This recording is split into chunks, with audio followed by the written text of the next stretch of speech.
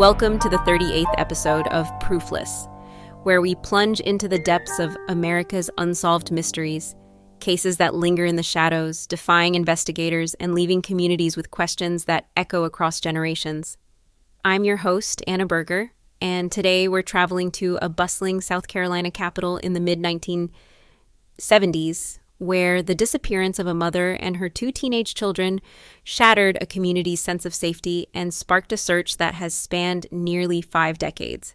We're diving into the 1976 disappearance of Patricia Lynn Warren, age 39, her daughter Laura Ann Warren, age 17, and her son Thomas Edward Warren, age 15, from Columbia, South Carolina, who vanished after a family outing, leaving behind a trail of fragmented clues and a case that remains proofless due to the absence of their bodies and unanswered questions about their fate.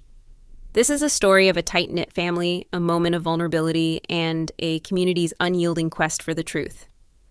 So, settle in for an exhaustive exploration of a mystery that continues to haunt and compel. Let's set the scene. It's July 1976 in Columbia, South Carolina, a vibrant capital city of about 100,000 people in Richland County, known for its historic state house, bustling university, and the scenic Congaree River. Columbia is a blend of southern charm and urban energy with its tree-lined streets, historic homes, and thriving cultural scene. The Shandon neighborhood, a middle-class enclave of bungalows and shaded avenues, is a place where families gather for church picnics, kids bike to 5 Points, and neighbors share front porch conversations. The Richland Mall, a modern shopping center on Beltline Boulevard, is a teen hotspot with its record stores, arcade, and movie theater. Patricia Lynn Warren, 39, a single mother, raises her children, Laura and Thomas, in a cozy 2-story home on Divine Street. Patricia, born August 14, 1936, to a local teaching family, is a resilient woman with short auburn hair, brown eyes, and a 5'5" frame, known for her warm laugh, her work as a librarian at the Richland County Public Library, and her passion for local history. Laura, born March 22, 1959, with long blonde hair, blue eyes, and a 5'4" frame, is a senior at A.C. Flora High School, a talented writer, and an aspiring journalist who dreams of working for the state newspaper. Thomas, born May 10, 1961, with brown hair, green eyes, and a lanky 5'7" frame, is a sophomore, a soccer player with a knack for electronics, and hopes to become an engineer. The Warren family is a pillar of Shandon. Patricia, widowed since her husband Robert, a salesman, died in a 1973 car accident, raises her children with love and discipline, balancing her librarian job with volunteering at the South Carolina State Museum, where she helps with exhibits. Laura, nicknamed Lori by Thomas, is outgoing, often seen writing for the school newspaper or reading novels in the backyard. Thomas, quieter but inventive, is a star on the soccer team, spends hours tinkering with radios in his room, and tutors classmates in math. The family attends Shandon Presbyterian Church, where Patricia teaches Sunday school, and their home is a hub for neighbors, with Laura's friends playing records by Bob Dylan and Thomas, hosting teammates for board game nights. Patricia is protective, enforcing a 9 p.m. curfew, but encourages her children's ambitions. In July 1976, as summer peaks, the Warrens are planning a family trip to Myrtle Beach, a favorite vacation spot. On the evening of July 17, 1976, Columbia is warm and humid, with temperatures in the high 80s and a gentle breeze from the Congaree River.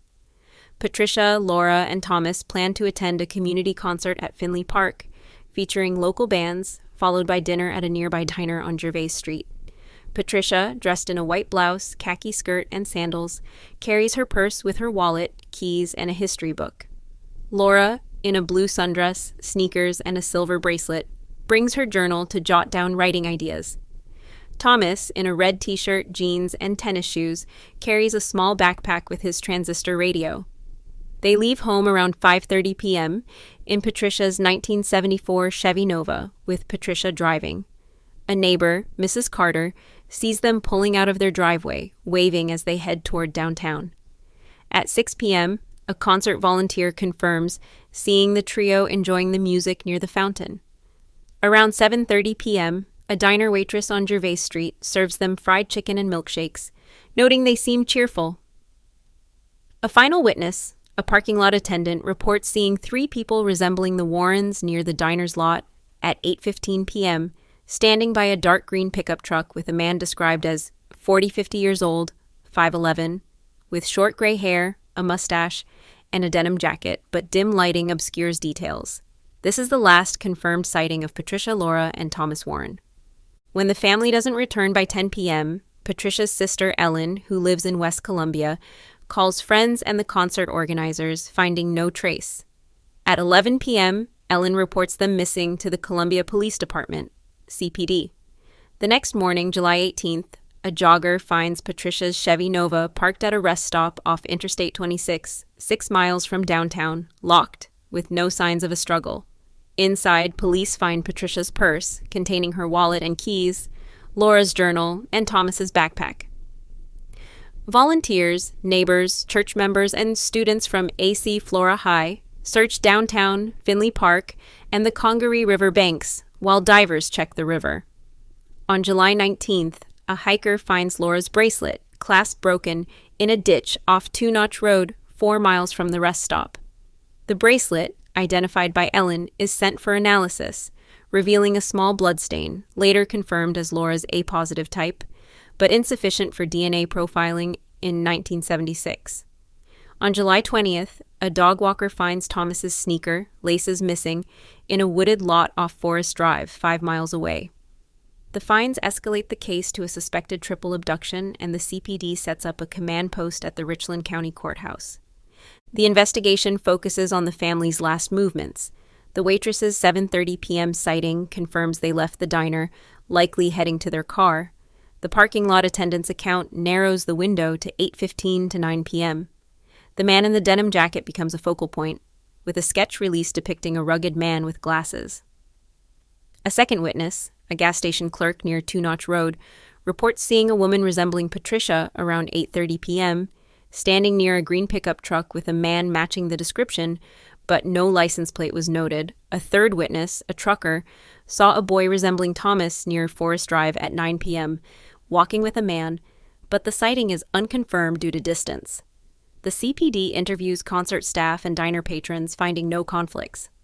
Ellen provides photos, Patricia at the museum, Laura with her journal, Thomas with his soccer ball, offering a $5,000 reward, later raised to $100,000 with donations from the library and local businesses. The case grips Columbia, dominating the state and WIS-TV. The Warrens' extended family appears on Good Morning America and The Today Show, sparking national coverage on ABC Nightly News. Tips flood in. A motel clerk reports seeing a family in Florence, South Carolina. A fisherman claims a sighting in Charleston. None are verified. The FBI joins, given the possibility of interstate kidnapping along I-26, setting up a task force with the CPD. They analyze a partial tire track near the bracelet, matching a common Goodyear tread, but it's inconclusive.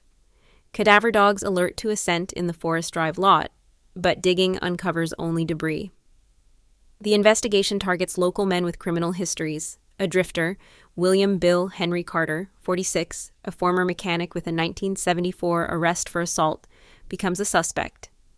Carter, matching the denim jacket man's description, was seen near Gervais Street that night. Questioned on July 23rd, he claims he was at a bar in Lexington, but his alibi lacks witnesses. A search of his trailer finds a knife, a map of Richland County, and a pair of muddy boots, but no link to the Warrens. He fails a polygraph, citing stress, but is released. Another suspect, James Jimmy Lee Thompson, 39, a truck driver, was spotted near Two Notch Road. Thompson, with a 1975 arrest for theft, drives a green Ford pickup, but a search finds no evidence, and his alibi, hauling freight, is verified. A third lead points to a transient, Robert Bobby Earl Davis, known for loitering near Richland Mall. Davis, seen on Beltline Boulevard, provides no clear alibi but is released. Theories about the family's fate multiply, each shrouded in uncertainty. The primary hypothesis is that they were abducted from the rest stop, possibly assaulted and killed. The bracelet, sneaker, and blood stain suggest a struggle, with their bodies hidden, perhaps in the Congaree River, a landfill, or the Francis Marion National Forest 40 miles away. A 1977 search of a Richland County dump, prompted by a tip about suspicious bags, yields nothing. Another theory posits a targeted attack by someone who knew their routine, possibly a library patron or museum volunteer. Patricia's visibility as a librarian made her recognizable, but no suspects emerged from her circles. A third theory, fueled by Columbia's role as a transportation hub, suggests a trafficking ring, given reports of missing persons in South Carolina. A 1976 FBI report notes trafficking activity in Charlotte, North Carolina, but no evidence links the Warrens. A fourth theory speculates they fled due to personal issues, but Patricia's stable job and the family's close ties dismiss this.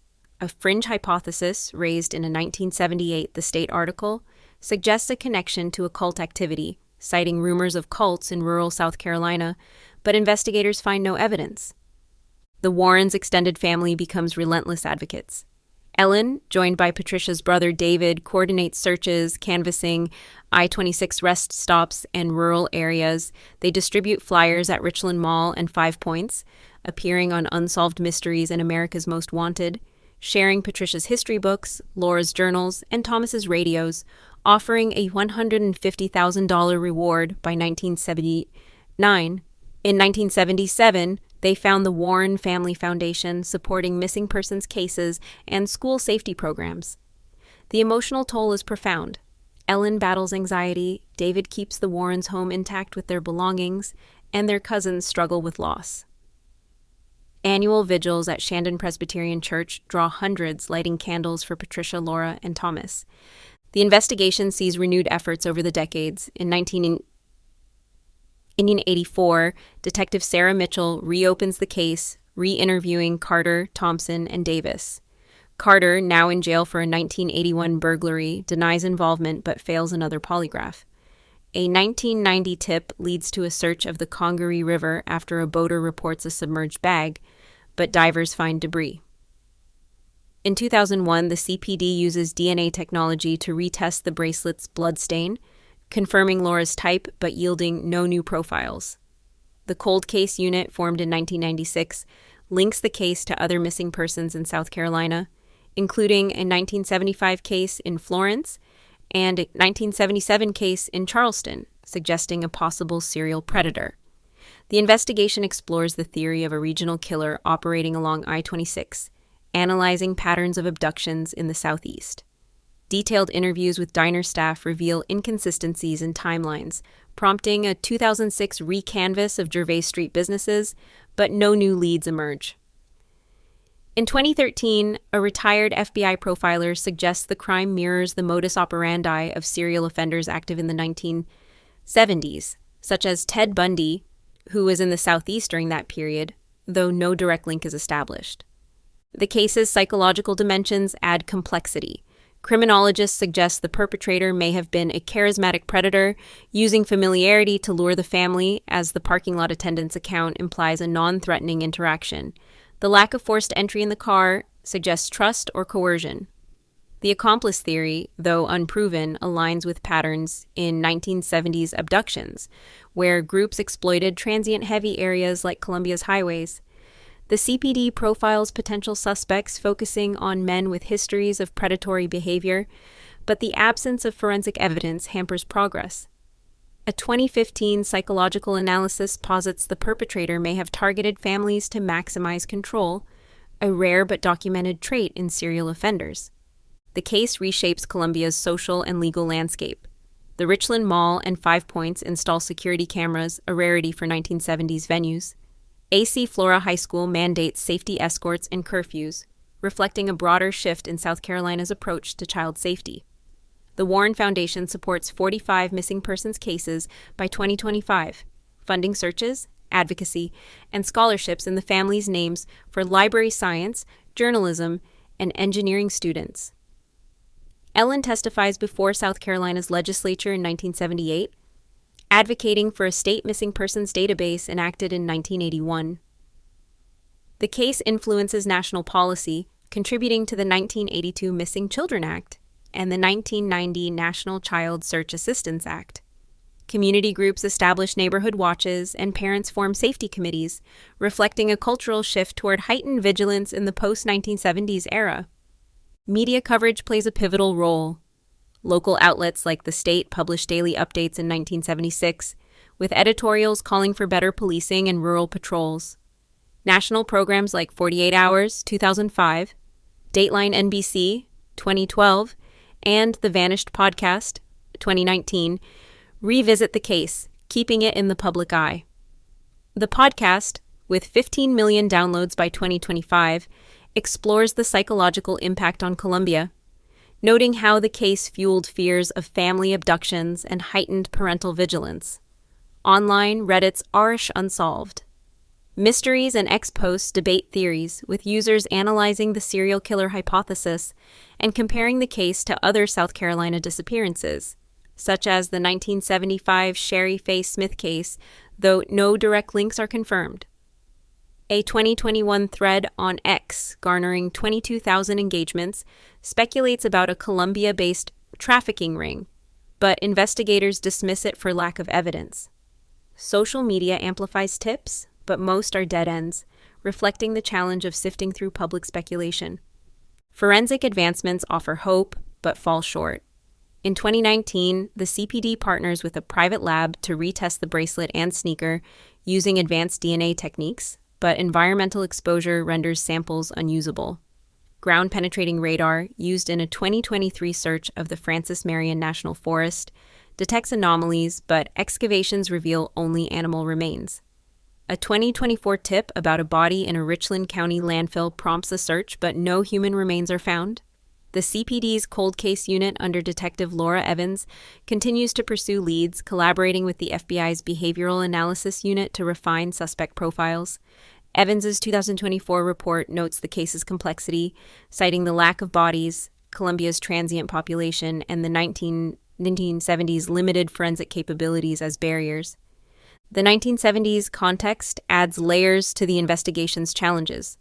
Colombia's growth as a capital and university city attracted drifters, complicating suspect tracking. The era's pre-DNA forensic limitations relied heavily on witness accounts, which faded over time. Socioeconomic dynamics in Colombia shaped the case's early handling. Shandon's middle-class status drew intense media focus, but some critics, in a 2022 The State op-ed, argued similar cases in underserved areas received less attention. The Vanished Podcast explores the psychological impact on Colombia, noting how the case fueled distrust in public spaces and reshaped community interactions. The Warrens' relatives remain steadfast. Ellen organizes annual searches, combing rural South Carolina with volunteers.